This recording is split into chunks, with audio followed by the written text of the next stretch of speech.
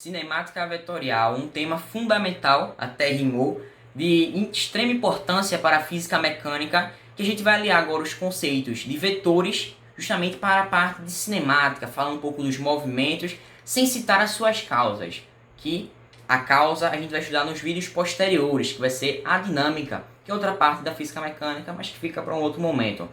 E a gente, nesse momento inicial, vamos dar introdução aos primeiros conceitos da cinemática vetorial. E nessa primeira parte falaremos sobre deslocamento vetorial e a velocidade vetorial média. E a gente vai saber que isso é totalmente diferente do deslocamento escalar e da velocidade média escalar.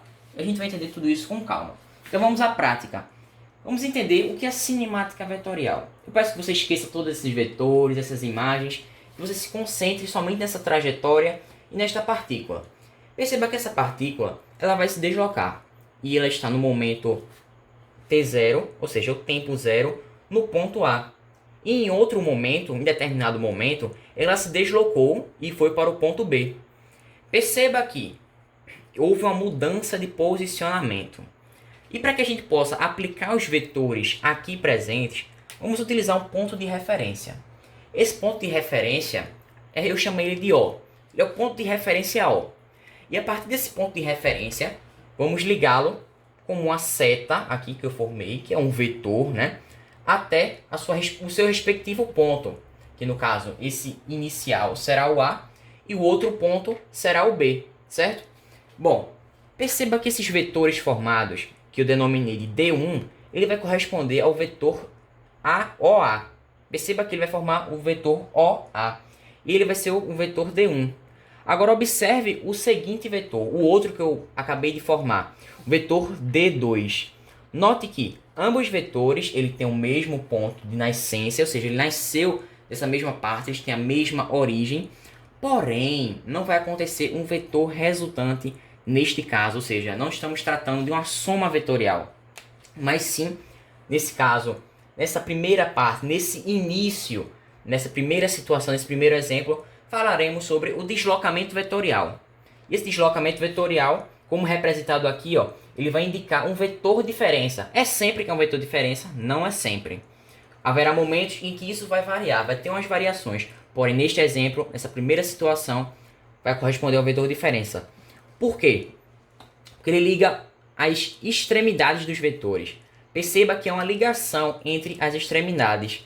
E que a gente pode representar, ó, esse vetor diferença como sendo igual a o vetor D2 menos o vetor D1. Por que nessa sequência? Porque foi nessa parte que ele terminou o deslocamento e foi o D1 o período inicial, a parte inicial do deslocamento. É como o ΔS, só para a gente ter uma referência. Veja, a posição final menos posição inicial. E a gente pode relacionar esse conceito de deslocamento vetorial a uma diferença muito clara ao deslocamento escalar. Perceba que vou representar agora o deslocamento escalar como sendo essa oscilação aqui, ó. Isso aqui é todo deslocamento escalar. Estou representando aqui. Perceba que eu delimitei, eu marquei a parte da trajetória, ou seja, o caminho. O deslocamento escalar está intimamente relacionado ao caminho que a partícula deslocou-se. E já o deslocamento vetorial, ele vai corresponder ao vetor. Perceba que eles são totalmente diferentes. E a partir disso, a gente pode estabelecer um conceito, uma relação matemática muito interessante, de que o módulo do deslocamento vetorial vai ser menor ou igual ao deslocamento escalar. Por quê? Perceba que o deslocamento escalar ele sempre é maior, ele sempre vai ser maior. Sempre vai ser maior. Perceba isso, tenha muito cuidado com isso. Ele vai ter uma exponencialidade muito maior do que o vetor, o deslocamento vetorial. Então essa é a nossa primeira parte, espero que você tenha entendido com calma. Espera um pouco que a gente já vai para os próximos conceitos, relacionar isso à velocidade vetorial média. E aí então eu deixei aqui 3 segundinhos, 2 segundinhos para você printar, para poder copiar essa tela e dando continuidade à parte anterior que eu falei do deslocamento vetorial. Então bora aplicar isso aqui de maneira mais aprofundada, falando agora da velocidade vetorial média. Vem cá, veja bem, eu te mostrei na parte anterior esse deslocamento aqui que eu fiz. Ou seja, a partir de um centro da trajetória, eu construí dois vetores, o D1 e o D2. E a partir disso, eu formei um deslocamento vetorial aqui. Mas, raciocina comigo. Se essa partícula partiu desse ponto aqui, do ponto A, digamos assim, e foi para o ponto B, isso levou um certo intervalo de tempo, né? E se eu tenho um deslocamento vetorial nesse caso, e um ΔT, ou seja, um intervalo de tempo, eu posso relacionar tudo isso com a velocidade vetorial média. Ou seja, eu posso colocar isso aqui na fórmula de módulo, beleza? Coloquemos em módulo. O módulo da velocidade vetorial média vai ser igual ao módulo do deslocamento vetorial dividido pelo intervalo de tempo. E cuidado, isso é totalmente diferente da velocidade escalar média.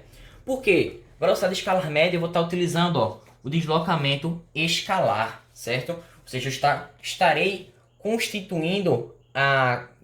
considerando, na verdade, o percurso, ou seja, eu não estaria considerando este vetor, eu estaria considerando justamente toda essa partezinha que é o caminho até chegar a isso, ou seja, seria justamente essa subida da encosta, eu estaria considerando no ΔS, mas não, na velocidade vetorial média, ela justamente considera o vetor deslocamento.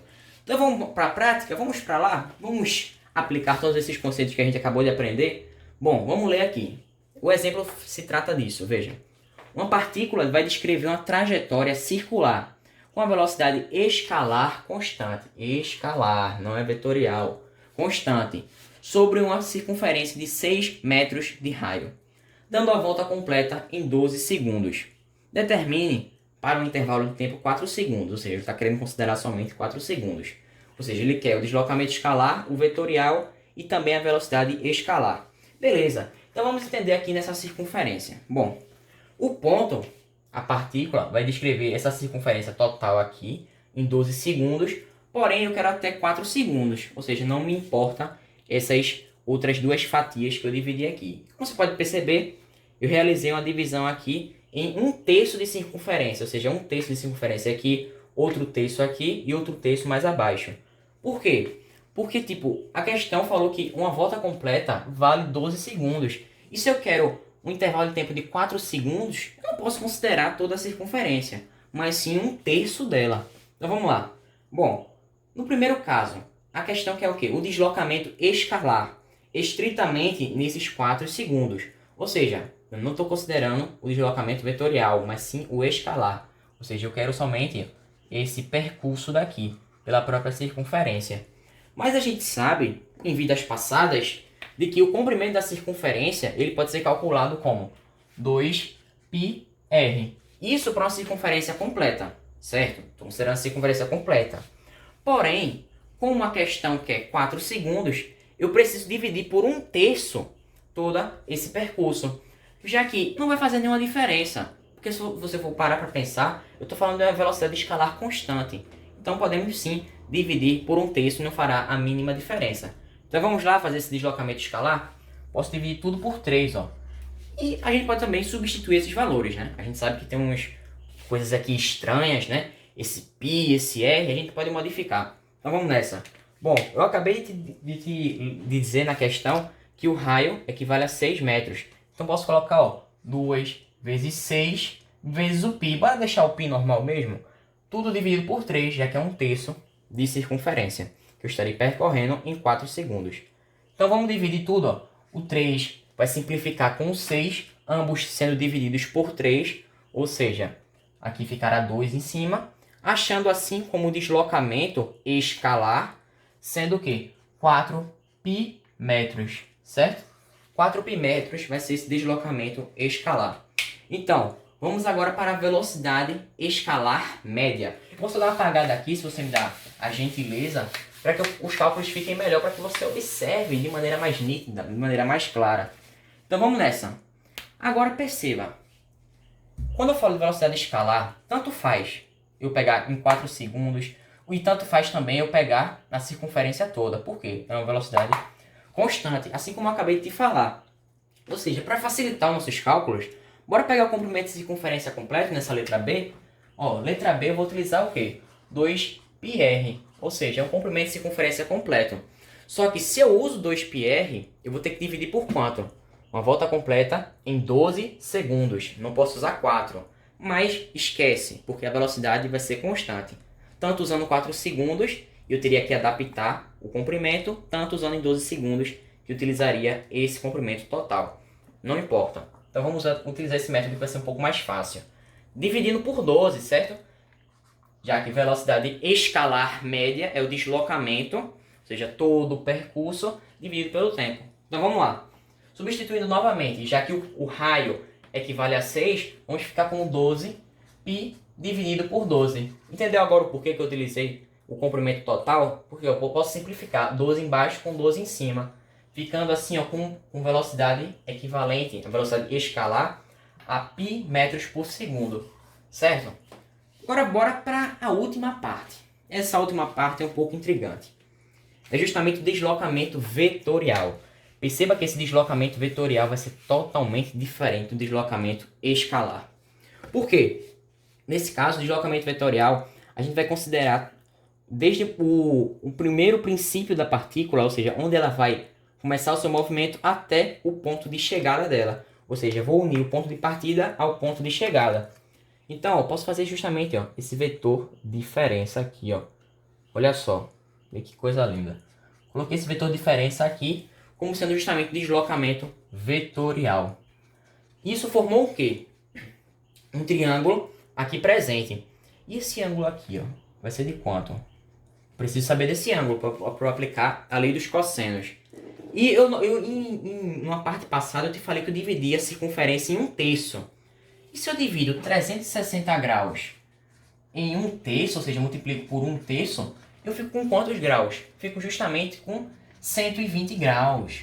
Ou seja, esse ângulozinho daqui, essa coisa linda, vai ser 120 graus. Certo? Achamos a primeira parte. Ótimo. O que a gente precisa também saber? Preciso também dos lados desse triângulo. Perceba que esses catetos aqui, essas partes, esses dois ladinhos, eles vão ser o quê? Justamente os raios da circunferência, que equivalem a 6 metros. Então eu posso apagar aqui e colocar 6, sem problema algum. Ou seja, 6 metros. Então agora o que nos resta é somente aplicar a lei dos cossenos. E como é que ela nos fala? Eu quero saber o quê? O deslocamento ao quadrado vai ser igual a quem?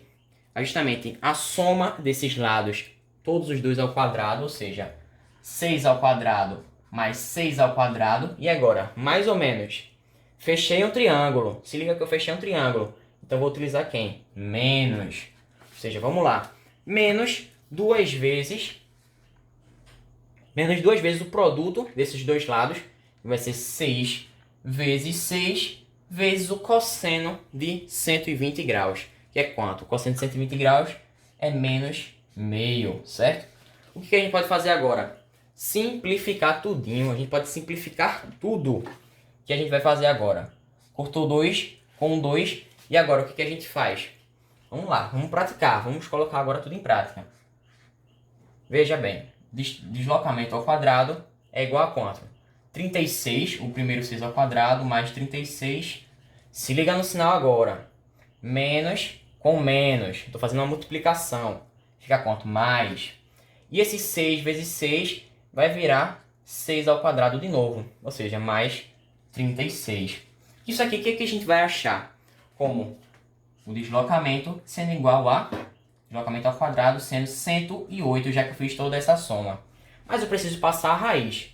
Passando a raiz, nesse número total, a gente vai achar esse valor meio estranho, meio estrambólico, que vai ser 6 multiplicado por raiz de 3 metros. Ou seja, perceba que o deslocamento escalar vai ser bem maior do que o deslocamento vetorial, como você pode perceber. Ou seja, é aquela constante que eu falei no vídeo anterior. Justamente vai haver essa diferença entre esses dois deslocamentos. Então, eu fico por aqui. Te agradeço pela tua participação. Muito feliz. Um prazer inenarrável em ter você aqui. Fiquei para a próxima. Até uma próxima. Fique com